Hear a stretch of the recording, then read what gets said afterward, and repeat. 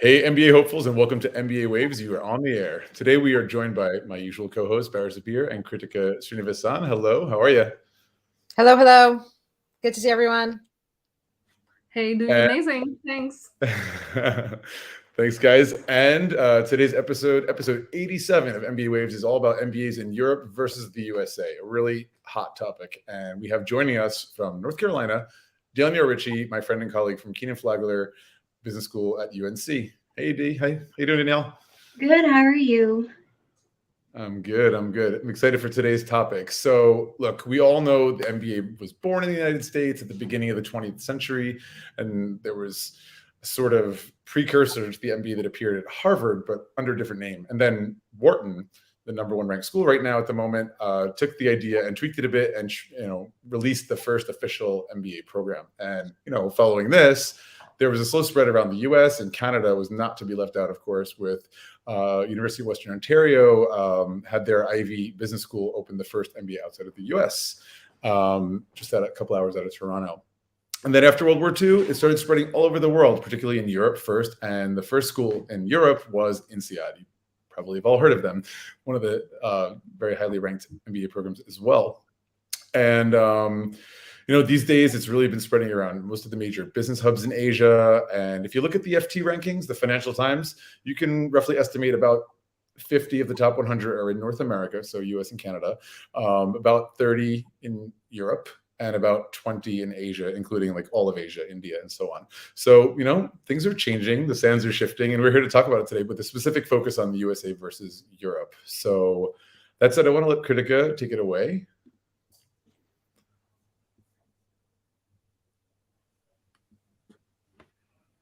Thanks, Eric. So today we have Danielle Richie from UNC Kenena-Flagler. Danielle, welcome again. You're the Director of Admissions and Recruitment for the MBA program. So we're very happy to hear you to represent the US side of things. And Eric, in your past role, you have been admissions on the admissions recruitment side for a very top European program. So you're going to represent Europe today. So when you are thinking about an MBA in Europe or the US, what comes to mind first? So Danielle, you may go first. Yeah. And again, thank you all so much for having me here today. I'm excited to talk about this. And it is a common question, especially when we are traveling internationally, is where should I go? Should I go to Europe? Should I go to the US? Should I stay in my home country? So this is a really good topic and something that candidates should be thinking about.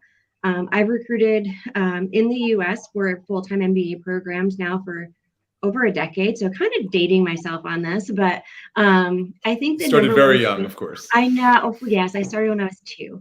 I knew I wanted to be an MBA recruiter. But when I talk to candidates, especially when I'm traveling internationally, the question is, how long is the degree, and will I get a job post MBA? What is that recruiting process like for an international student studying in the US and that wants to stay in the US? So there's a lot of different things that we are talking about when it comes to getting your MBA. Another important thing that candidates will ask about too is tuition, because the currency conversion of their home country could be very different when it's converted into US dollar. So those are two of the biggest things that we get asked quite often about in the US, and something that comes top of mind, I think, for candidates as well when they are recruiting. Yeah, so from oh, go ahead, Krithika. I think it cut you off. I was just going to say, sorry. What would you say, something that's the number one priority for MBA programs in Europe? Number one priority. Well, I think this goes to really anywhere. It's finding the right fit, right? I mean, a lot of people are looking at rankings early on, and I always say, rankings I think are a great place to start and a terrible place to finish, because once you go deeper into the research, you're going to learn so much more about the program that the ranking doesn't really tell you. So finding the right fit is important for everyone. Also, people look a lot for scholarships, which is normal, and it's a real factor. Like, can you afford this program? So, there's the sticker price, right? The full price that's listed on the website, but there's a number of scholarships. The thing I like to tell my clients, though, is you better not count on scholarships unless it's explicitly said on that school's website that if you have, say, this GMAT score, you automatically get this scholarship, or if you apply by this deadline, you automatically get this scholarship. These kind of scholarships do exist, but most of them are not guaranteed, and you don't want to hedge your bets on that you're going to get that. You have to look at it a little bit as like a bonus, I would say. But the reality is most people end up taking loans. At least some part of the tuition is covered by loans. And of course, it's not only the tuition you're paying for, right? It's a year or 2 years of living in that place, where the cost of living can vary immensely. You know, if we're talking about the US, I mean, like places like San Francisco and New York are incredibly expensive, whereas other places maybe were like in North Carolina are a little bit cheaper. And here in Europe, you know, cities like Paris, London, Zurich, you know, Copenhagen, even Barcelona and Madrid are quite expensive, whereas other places you might have more affordable living expenses, which would impact the total amount that you probably need to budget for and perhaps borrow for. Yeah. I think too, Eric, I mean, you bring up a lot of good points about living and other things and within the MBA programs that you want to budget for. But another is like experiences within the MBA that you may not think about, like case competitions that you would have to travel to. Maybe you're going to go on career treks, or maybe you want to do a global immersion. Those are additional costs that you may not anticipate in the beginning. So it's important, regardless of where you go, that you look at what opportunities and resources are available to you that might cost additional money outside of the tuition, books, and everyday living.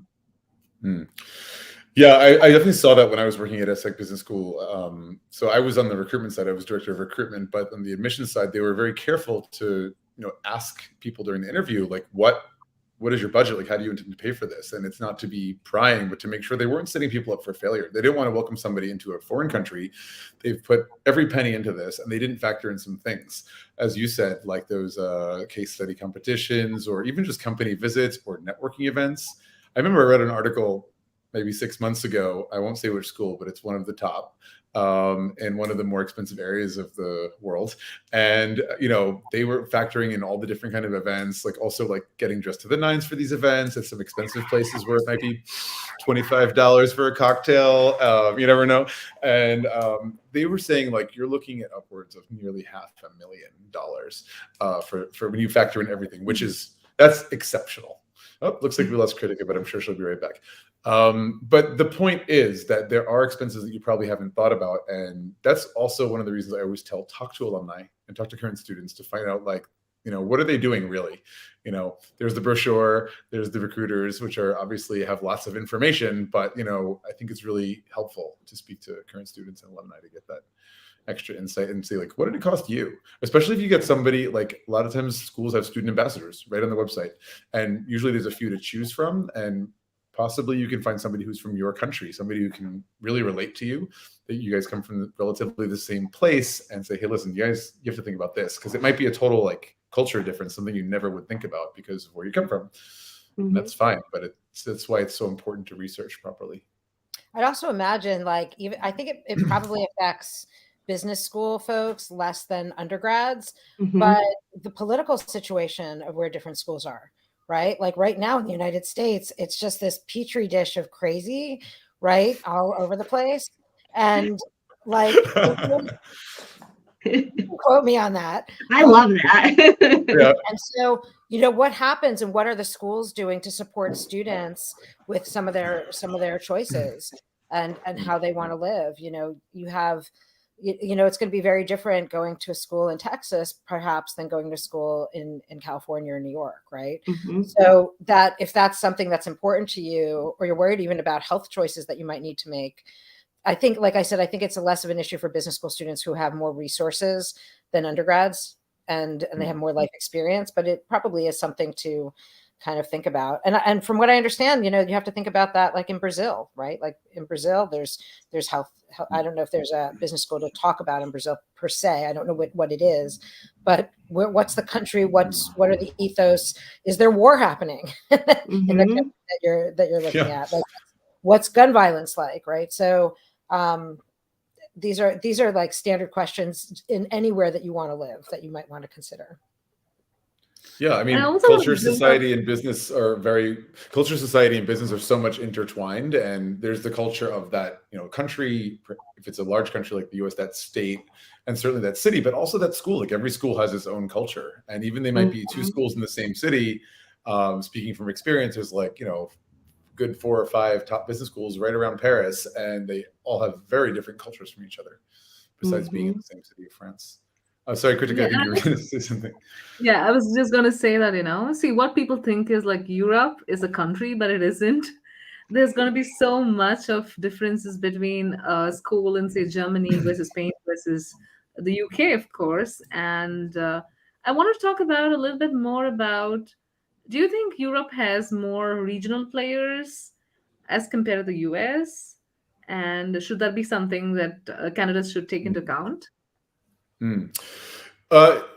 Yes and no. I feel like the answer always is that, right? Or it depends. The US and Europe are more or less the same size geographically speaking. The US is unified by a singular language, a singular constitution, a singular borders and visas process. And yet, and I'll let Danielle continue on this, the different pockets of the country have different cultural, and Danielle's lived and worked in a few places already. And I'll, again, let Danielle go back to that.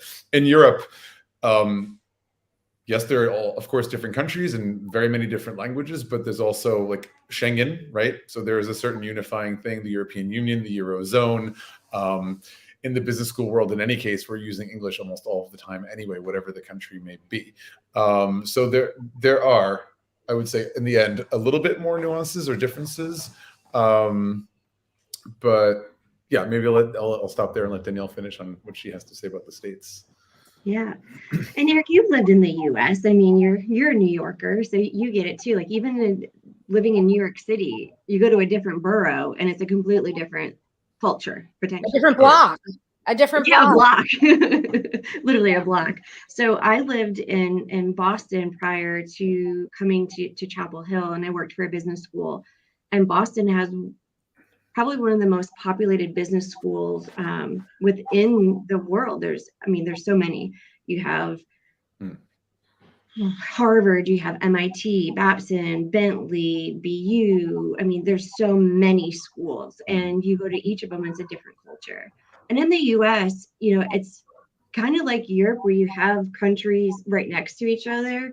Each state is almost like their own country, I feel like, in terms of the culture and the atmosphere that they bring. I'm from upstate New York, originally born and raised, but it's completely different than New York City. Like there's farms where I'm from, whereas New York City, you have skyscrapers. And in North Carolina, it's the same. And so when you talk about fit, it's really important that the geographical location is a good fit for you, from cost of living to beliefs, to what a type of environment that you thrive in. So maybe you get distracted easily, and a large city like New York might be detrimental to you and your success, because you're going to want to go out all the time maybe and just be distracted by all of the things, the sights, the sounds, the smells. Whereas maybe Chapel Hill, it's your quintessential college town, but it's accessible. And so you have a little bit of everything here without the 24/7 lights and distractions. So yes, recruiters would come to campus, but you can also fly out, go, vacation, or get home to your, where you want to go visit family. And so culture is a really big thing. And that's something that we pride ourselves on in the US. People, I always found it funny because in the US, each school has a mascot. And when I was traveling abroad, people were like, well, what's a mascot? And that is huge for us. That's the type of culture in the US. We're big on school spirit. At UNC, we're the Tar Heels. Our mascot is a ram named Ramses. But we're big on that Carolina pride. And we always say, welcome to the Tar Heel family. And that's our community. We call it the Carolina Way. And it's all about helping each other. Yes, we're a top 20 MBA program, but I like to say we're not sharks, we're dolphins. And that's the type of environment that they would get here at Kenena-Flagler compared to maybe somewhere else. And so it's really important, if you can visit a school, visit. If you can't, we understand that financially sometimes, or just from a time management perspective, you might not be able to. You can still get that from videos or talking to current students or alumni. And that will tell you a lot as well.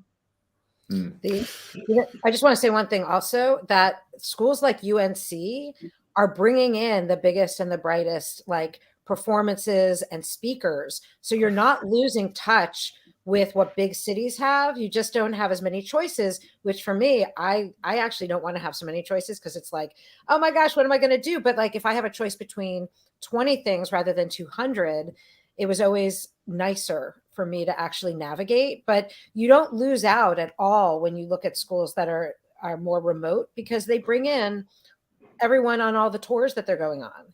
The music, the book tours, everything actually comes to you, which makes it super convenient.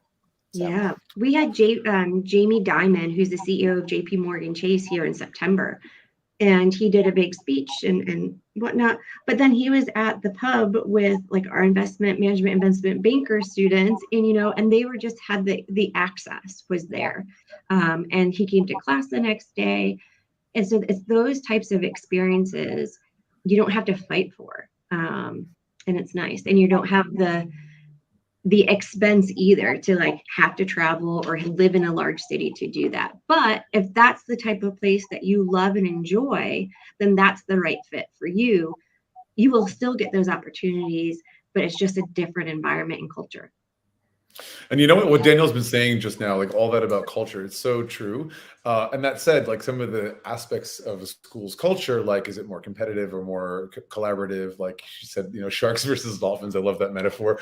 Is it like larger class size, smaller class size, kind of diversity questions, big city, small city, that kind of stuff. You can have a school or an MBA program in the States whose culture resembles very much that of a school in Europe. Because there's going to be like your UNCs and your Harvards and your Kellogg's in Europe as well. Like they're not necessarily like linked in any way, but they have maybe a similar culture. And in some cases, they do have partnerships. They do have exchanges with schools that do represent either similar values or offer there's a match or there's some kind of complementarity. Schools like, for example, when I was working at ESSEC, just to reference where I was working before, they had a partnership with Central, which is one of the top engineering schools here. So it's a way for either engineers to feed into doing an MBA, or for people who wanted to do an MBA that wanted like a tech side to it. It's kind of like probably the birth of STEM happening here in Europe. But STEM MBAs. But anyways, yeah, so important. And some of the other differences, I don't know if Krithika is going to ask about this, but I thought about this while you were speaking, Danielle. Like, I think there's a lot of trends. There's tendencies, right? In general, MBAs in the US tend to be 2 years long. In general, they tend to be 1 year in Europe. There's exceptions on both sides of the pond, right? Both sides of the Atlantic. In general, because it's longer, right? They're typically more expensive. My average, like just to throw a number, there's about 50,000 USD per year per program. So I don't know if that corresponds, Danielle, for your specific case at UNC Chapel Hill. Yeah. Mm-hmm. Okay. Yeah. So roughly that 50 grand for a year. So if it's a 2-year program, double it. In general, European programs tend to be smaller. I know a bunch of programs that are around 50 people. There's a couple around 100 or 300 in Europe. In the US, they tend to be bigger. Like, I don't know what UNC is. Kenena-Flagler, how many are? We're one of the smallest of the top 20, but an incoming class could be between 250 and 280. I've worked with smaller MBA programs where it was maybe 50 MBA students. So again, it goes back to what type of environment do you want and class size. And Eric, you bring up a good point. I think we probably should touch base on it too. Is like if you study in Europe or in the US, a good thing to think about too is, do they have study abroad or student exchanges? Because maybe you want to do a semester or mod, start off in Europe, maybe at LBS, and then you come to the US and you get that experience of both worlds. And that's something else to think about too, because we will get about 100 exchange students each semester. Wow, that's a lot. Yeah. Yeah. Look, I always think that studying abroad is better. I think that if you can have the courage and to be organized and so on, to step out of your comfort zone and experience a year or two in a foreign country, whatever that may be, to pick up another language, perhaps, to just learn how to live and do business and problem solve and get along with people from a different culture. You come back to wherever you're from and you're ahead of the game. Like that is considered, there's a whole bunch of skill sets involved with doing that. But also even as a student that's applying, if you're applying to a school in a different country than where you're from, you're different already. You're probably more likely going to get a diversity scholarship. They're probably a bit more interested in you, maybe a bit more lenient in some of the data points for your admissions process, because schools want to have diversity, and that is a reflection of the thousands of studies that companies have done that prove that diversity increases profits, increases job satisfaction, and just a better work environment. And so schools mirror that, the corporate world, for diversity, and the scholarships are the proof. So yeah, as an applicant, I think you have perhaps better chances getting in as an international student. You can correct me if I'm wrong, Danielle. And the possibility for more scholarship and to be like added value as sorry? It depends. It depends. Totally depends. But there's where, like, if you wanted to stay in your own country to do either a study abroad or an exchange, you can have the best of both worlds. Mm-hmm. If it's not realistic for you to go abroad, it's not going to be because of language skills, because MBAs, any of the top 100, they're all in English. But it'll be maybe because of a family situation, a medical situation, a political situation, whatever it may be. But you want to dip your toe out for a semester, and and by the way, you have the network of that school that you were studying at. So, for example, I don't know if this is possible at Kenena-Flagler, but to do a semester at LBS as an exchange, just as an example, real or not, you can enter that LBS network. You're not an alum from that school, but you're definitely making connections while you're there. I mean, you should be. Yeah, I was about to say that, one of the reasons why people would also want to go to Europe is because it does have better international diversity. And I think only during the COVID years that US saw the diversity ratio increased over 40% for the very first time, even in the top 20 schools. And it was in the lower 30s for quite some time. So in your experience, how does this translate for international placements and other recruiting? Is it because one perception is if you go to the US, you're most likely to get a job there, versus when you go to Europe, you could always move around and even get placements in Asia and in Middle East and other regions. Danielle, you want to start it off? Yeah, Bara, you had something. Well, I'm gonna put up Marlena's contribution to this, is that about network. It's not specifically about diversity, but it is about networking. And I love what you're saying too, Eric, where it's if you can have the benefit of networking in two places, right, wherever your home school is, and then wherever you're gonna go, that just builds your Rolodex. It just builds who you know and how you can move through, especially if there's a certain field, right, that's really strong, let's say in Asia and the US, or Europe, like London or Germany and the US. You're building those connections as you're studying. But I mean, Marlena wrote that Europeans choose a European school for a specific network. For example, St. Gallen, if I'm pronouncing it right, in Switzerland, is a powerhouse in the German-speaking world. And she also shared that she's never met a US applicant who's considering St. Gallen, which is super interesting, or a German accepted at St. Gallen who would trade that for anything but maybe 2 US schools that you can imagine, right? So it's different perspectives, because I think where you start off, you have different expectations and perceptions. But Eric, we had someone recently on one of our episodes who specifically was an American student who she might have gone to undergrad in Europe also, but she wanted to go to business school in Europe, and she was still working there. Do you remember that episode? It was in the past. It was definitely in 2023. Yes, it was actually also a German school, WHU, and she I don't remember where she's originally from. There was two women, and one of them is in Munich. They're both at Google. One of them's in Munich, and one of them's in San Francisco Bay Area, right? Right. Yeah, and as Marlena said, being from Europe or from Germany, actually, it's such a brand that is recognized, like Harvard is, globally, or for sure in the US, St. Gallen is that kind of brand. And so, yeah, it's obvious to her. For the woman from the States, I think she had a kind of binational family. So she was maybe a bit more privy to like outside of the US stuff. And for her, it was a great way to pivot over to Europe. But I think Danielle was going to respond to the question initially that Krithika asked. Yeah, that's honestly a really good question. We get that from, regardless if they're international or domestic students.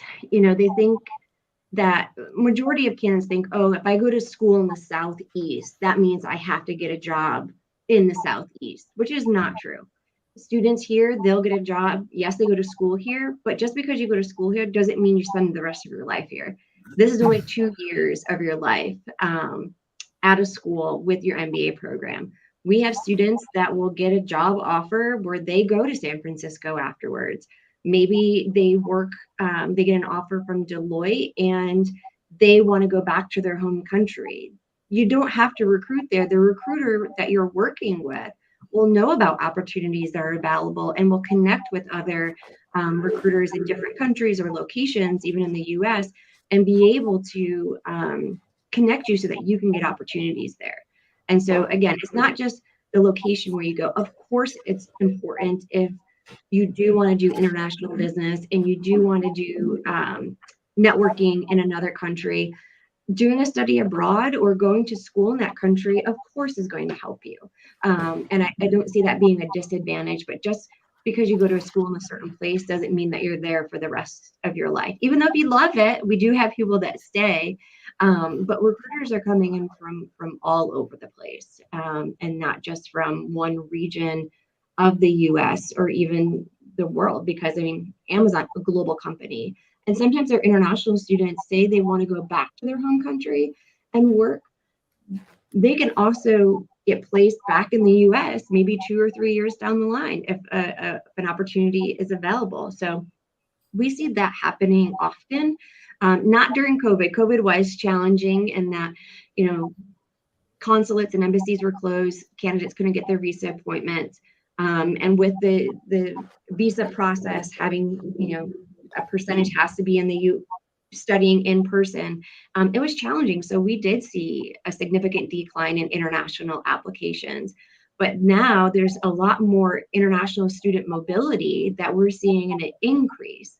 And with the job market, that's really important to take into consideration, because in the US, in 2020, not a good job market. COVID really impacted. And so we saw applications go up.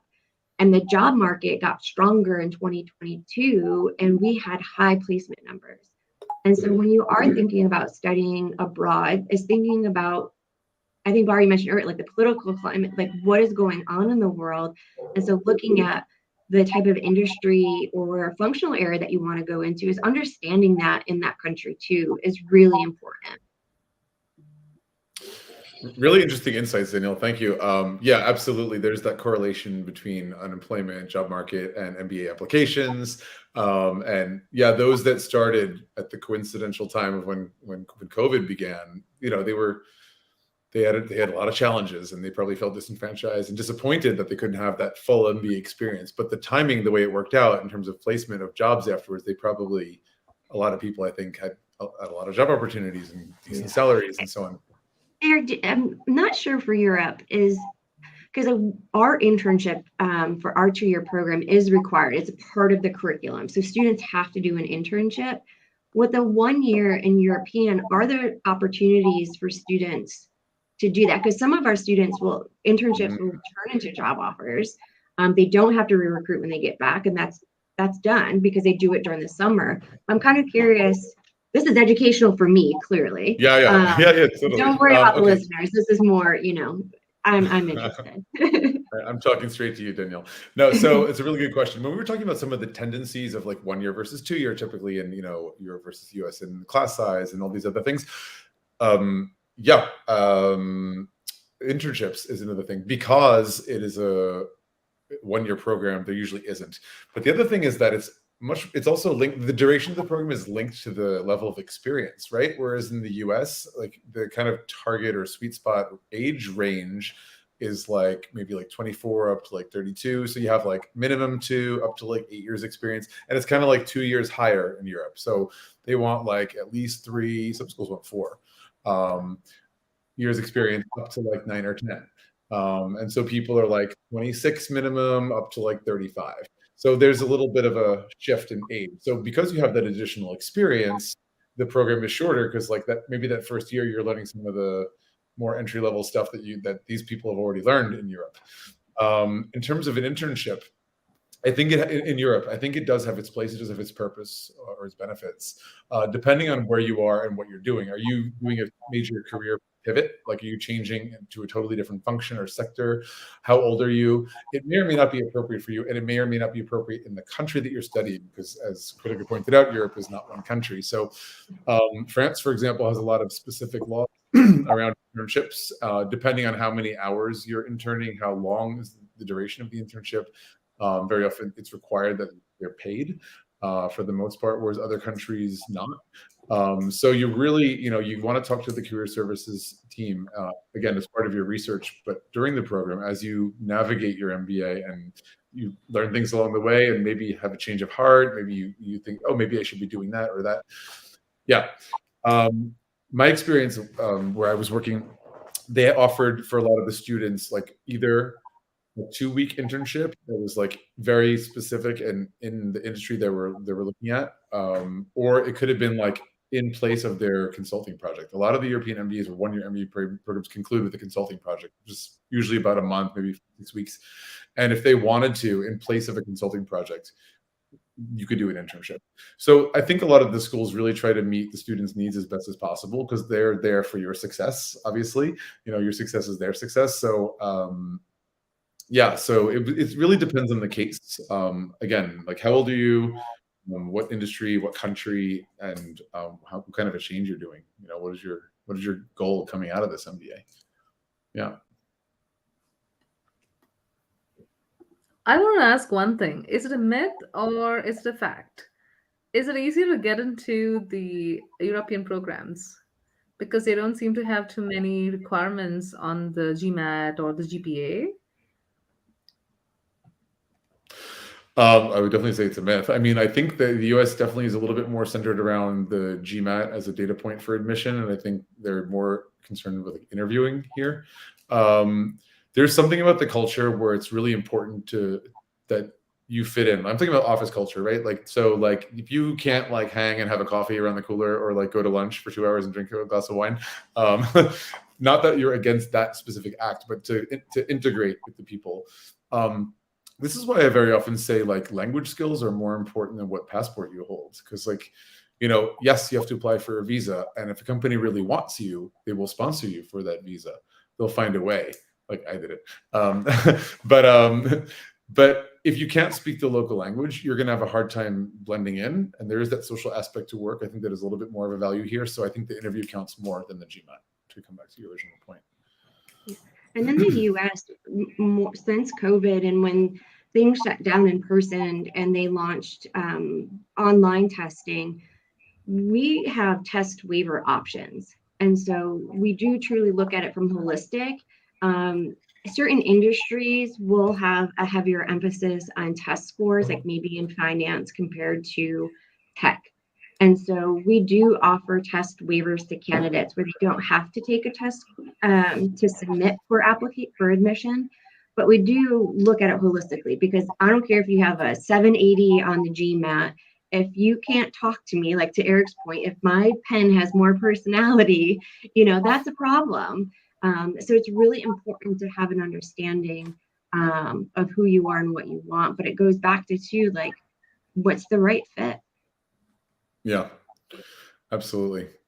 But if you have like a 300 GMAT and a great person, that's a hard balance. Like that's something the committee is probably going to struggle over. So a 300 is a very low score for us. They can call me if they're getting a 300. I'm going to give them to you now and be like, we'll get that up. Don't worry. Do I get a referral fee? Just kidding. We can talk about it. Okay, I'm going to Wheeling and dealing right on the MBA Waves. Love it.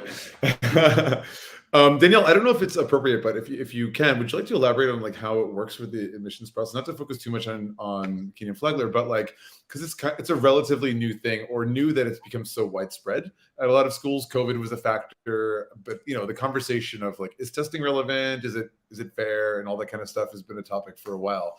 And it's really been pushed into the forefront, where you have a lot of schools not just questioning it, but saying, hey, we're going to make it test optional. But in that case, is the student putting themselves at a disadvantage? How would you recommend somebody go about doing that, or maybe justifying not? Yeah. I know candidates will email and they say, Miss Danielle, which is great because I don't want them to call me, Mrs. Richie, because I'm not married to my dad, but Miss Danielle, am I going to be at a disadvantage? Will I not be considered for scholarship if I don't submit my GMAT or GRE? The answer is you will be reviewed for it. We wouldn't put you at a disadvantage or set you up to fail. So regardless if you submit a test score or not, you're still going to be reviewed for admission as someone that might. We're just looking at it. Are you quantitatively prepared because we want you to be set up for success in the classroom. And so if you're coming from, say, a communications journalism background, you don't have any quantitative experience, you might benefit immensely from taking the GMAT or GRE and be prepared for quantitative work in the program. So there are things that we're looking for in terms of, did they come from a STEM background? What type of work are they doing? So it's not just academically, maybe you had a soft skill undergrad degree, but in the work that you're doing, maybe you're a financial analyst and you're doing all of these things and whatnot, and you're quantitatively prepared. So we're looking for all those different components when it comes to test waivers. The other thing, and specific to Kenena-Flagler, is we have business foundations. And this is something that's required for all of our students coming in. It is a virtual environment where you're doing financial accounting, business statistics, and finance. It's recorded by our faculty members, and it's preparing you for quant work that you will expect to experience in the core. So there are things in place. So again, even though you might be a wizard at it and we give you a test waiver, we still want to introduce that to you because maybe you've been removed from the classroom for 5 or 6 years. This helps you get back into that mindset as well. But students that get a test waiver are not at a disadvantage, but we do want to know what they want to do professionally post-MBA, because there are companies that will require a GMAT or a GRE still. And so regardless if we waive it or not, if they waive it, they still might have to take it for recruiting purposes. It's not, again, not for every industry, but those are things. Yeah, investment banking, some like management consulting and so on. And let me just tell you how much fun it is to take a GMAT when you're wrapping up your MBA. So like if you're in one of those industries, definitely think about that. Yeah, and this is a great opportunity. I mean, we just did an episode on test waivers. So if anyone who's watching has questions, it was in the past couple of weeks. So you can learn more about test waivers and if you should take advantage of that or not. I mean, you could get a test waiver, but if you're scoring so amazingly well on the test, you don't necessarily want to take that test waiver. You want to actually show up the best way that you can be. And Eric's right. Like when you're finishing up your degree, or even after you get your MBA, I don't think you're going to want to be studying for that GMAT, right? Like you want to take it when the taking's hot, right? So consider, even if you're given that opportunity, and if you're scoring great, then do it. And if you're not scoring amazingly well, understand why you're not scoring well, and then fine tune your efforts. It's a coachable test, and it's you might not need it for a program or for scholarships or a job, but if you do, like, it's better to do it when you're in the mode of studying and thinking about school. And most programs don't care or don't have a preference what exam you take, GMAT versus GRE.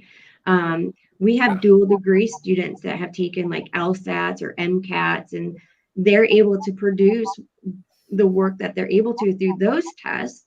And that's something that for our waiver process that we can evaluate. Maybe you took the executive assessment. We can take a look at that and consider you for a test waiver.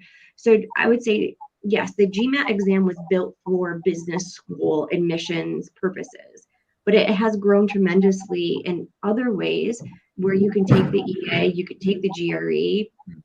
I mean, don't take something that you're going to struggle with. You absolutely, as Barb, put yourself in a good position and present your best self. And the tests are fun. They're so much fun. They are. Growth mindset. I'm going to refer myself to you. Yeah, I mean, I always advise my clients, be in the mindset that you're going to take at least one test. Usually it's going to be GMAT or GRE. Danielle was speaking about like MCATs, LSATs, like maybe Series 7 or some of these other tests that I think it was mainly COVID that kind of brought that into the forefront as an alternative option. But now post-COVID, hopefully, right, these schools are still accepting those as an alternative. But the main pathway is going to be GMAT or GRE. And as Danielle said, nearly every top school accepts either one of those. So I think you want to go into the application admissions journey, or the MBA admissions journey rather, with the idea that you're going to take the test at least twice. And I would definitely suggest doing like do like a trial test, do like a pre-test, right? Dry run, full exam, like to see which one you're comfortable with. Try both of them out to see which one seems to work better for you. And then work your butt off and get the highest score you can. And if at the end of the day, your test scores are like kind of average, you think it's not really going to help, but you have, say, good grades and you interview really well and you write great essays and your references are stellar, like all those other components, Danielle speaking about like a holistic way or holistic approach to reviewing applications and admissions decisions, that's exactly it. Like if the GMAT or GRE score is not really doing anything for you and you're strong in everywhere else, that's the kind of case where I would advise my client, you know what, don't. And I recently did that. I told her not to submit her score. I said, I think she shouldn't because she's really strong in a lot of ways and that score was not helping.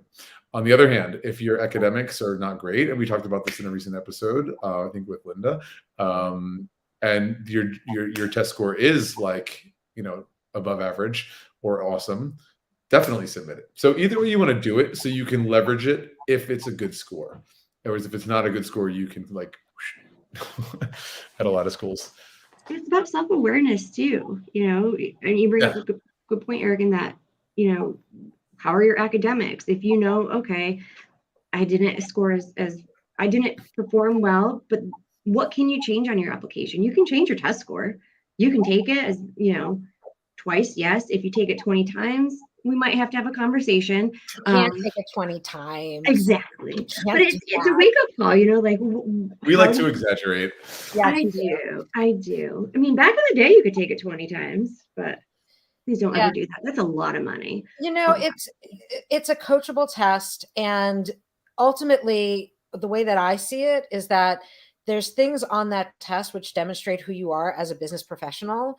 And so even though it's sort of cloaked in verbal and quant tools, like you can tell if you're a risk taker, like maybe a too high of a risk taker. You can tell if you're articulate, standard American English meaning. So the test is it's not just a hoop. It is a hoop, but it does test your readiness for a business program in the same way that the MCAT tests your readiness for medical school, right? The verbal section on the MCAT is one of the hardest verbal sections because it actually simulates how a doctor will diagnose, prescribe, and understand the illness of the patient, but it's all cloaked in literature and understanding reading it is not a bad training tool before you go to business school to understand these different concepts, even if it is 8th, 9th, 10th grade math, right? Because it is testing other things, and you really can fine tune your efforts without a lot of despair, let's say.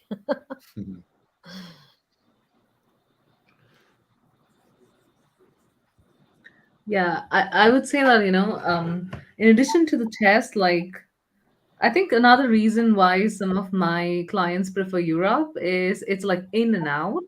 They love the duration of the program, especially like in Seattle, which is just 10 months and so on. So, which is why I was thinking, like, US also has these 1-year equivalents. For example, Kellogg has a 1-year program and other things. So, Danielle, do you think like more and more US schools will tend to embrace the 1-year programs and offer like more variants of those? Honestly, I don't. I know that some do. I worked for a school that did, but they ended up shutting that 1-year program down because it wasn't gaining. It was more popular with the international candidates than it was the domestic candidates. I think that there's different formats, like the executive or the part-time or online. I see that growing, that market growing more so than the 1 year. Some schools will offer a master's in management, so a MIM, and they might do that. The school might decide to do that route instead of doing a 1-year full-time MBA. Because a lot of candidates are looking to make that pivot, whether functional area or industry or both. And the 2-year will give them that flexibility to do that and to be successful with that. So I truly, do not see the US going down that 1-year path. I think a small percentage, but I don't think the demand is there for us here.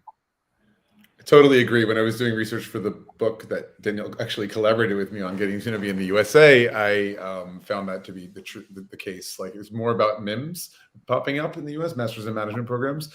And hey, I don't blame them. Kind of the MIM is more like famous or been around longer in Europe, whereas the MBA in the US. And both sides kind of want to get on the game, right? So there's a little bit of that. But it's funny how candidates or students perceive program duration, because some people see like, oh, this program is only a year and it's that expensive, whereas others would see a shorter program as an advantage because you're back in the market, you're not unemployed, you're not paying 2 years of tuition, you're not like, you're back in the game quicker, like somebody's just said. So it's a perception, and it can vary quite a bit. But I think it really depends on like who you are, where you're at in your life, and what you're hoping to get out of the MBA. If you're looking for like a triple transformation, maybe a longer program is better for you because you have more time, learning the different, technical aspects of the job, the new job that you're going to have. If it's more a vertical move, maybe a 1 year is better for you. And then again, if you're like, starting to get into your mid-30s, 40s, you're probably looking at an executive MBA, which is a whole different ball of wax. Yeah. Yeah, and I think that the MS programs, the specialized masters, I would say they're popular, but I think that is really truly where that 1 year option comes from. Like if they want to be a subject matter expert in, say, supply chain, they may not want to do a 2-year MBA. And then that's a whole nother conversation. Do I do an MBA or do I do an MS degree? And we'll get that often too from candidates abroad. Like Eric and I mean, it's funny because we grew up 4 hours away from each other. We met in India and like we've traveled the world, and it was just funny because like they would be like, what's the difference? What, should I get my MBA, or what if I go get my master's first, then go get my MBA afterwards?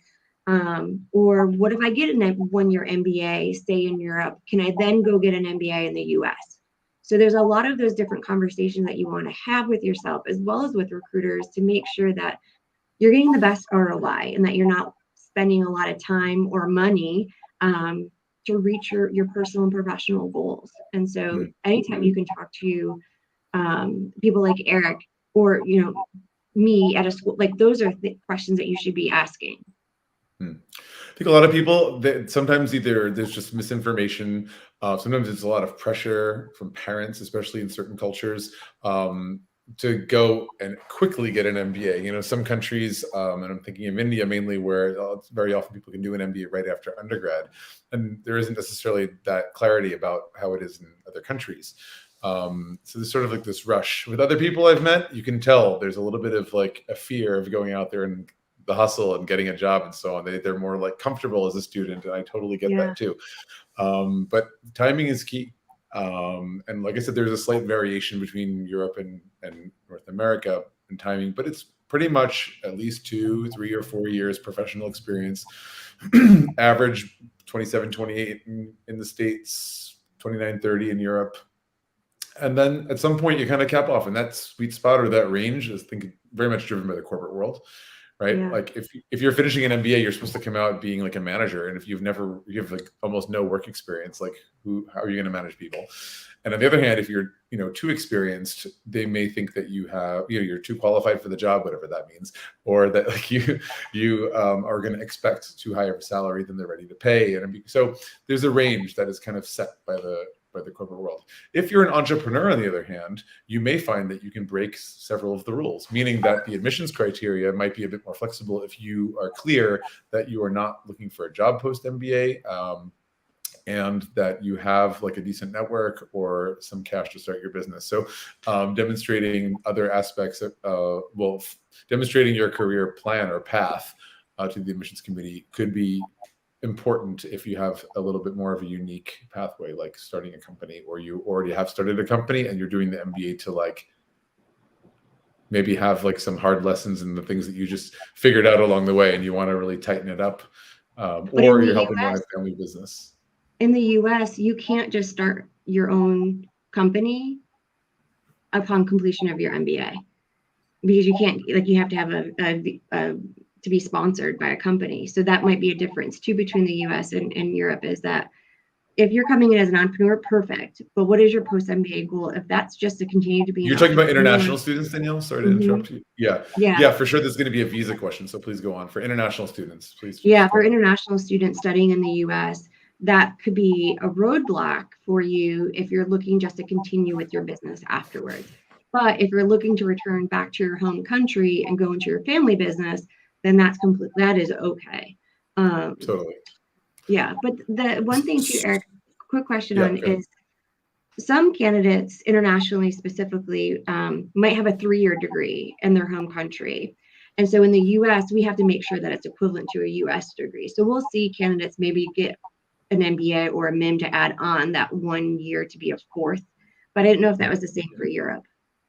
Yeah, again, it's going to depend on the countries. I mean, you do have the Bologna Accord. So like, wait, Europe is not a country?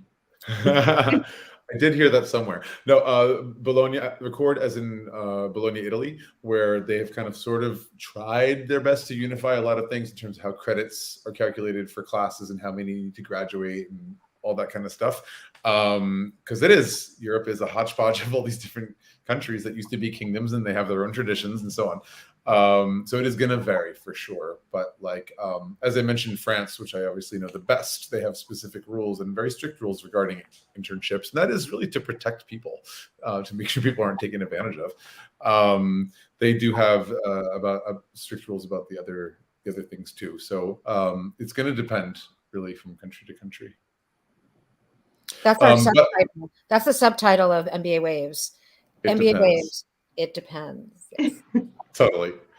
No, what I was going to say about as far as entrepreneurs, like putting it in the context of international students. So again, it's not just non-French people. If they are from the European Union, they can be here. So sorry, British people. But if they're from another European Union country or Schengen zone country, which includes, it's not exactly the same. There's overlap in a lot of the case, but not always. Like the UK was European Union, but never Schengen zone, and so on. Switzerland also Schengen zone, but not the European Union, the reverse. And so you have to know like what your visa status is. But if you're not from one of those countries, as long as one of your partners on the project, on the entrepreneurial project, is a French resident, then you can. So there's like this loophole. And yeah, to be fair, like France has put a lot of things in place to try to provide extra support for entrepreneurs and things to attract like some bright ideas, bright minds and great ideas, like helping them to get a visa, fast tracking that, like housing, mentorship, investment, seed money, and so on. Not to say that everyone's just getting handed some bars of gold with a croissant, but like they do get a lot of support if you can prove that you have a good business plan and something solid. So that's interesting. It's a very country by country basis. And if that is the case for you, if you are an up and coming entrepreneur, that's something you really want to get into detail with not only the recruiter, like Danielle, for example, or somebody from the career services, or perhaps there's an incubator on campus that you want to like investigate and see what kind of services they provide. Oh, wow. We have almost gone through an hour. I know we got to cut it off soon. So any final points, Danielle, or anyone wants to make before we wrap it up today?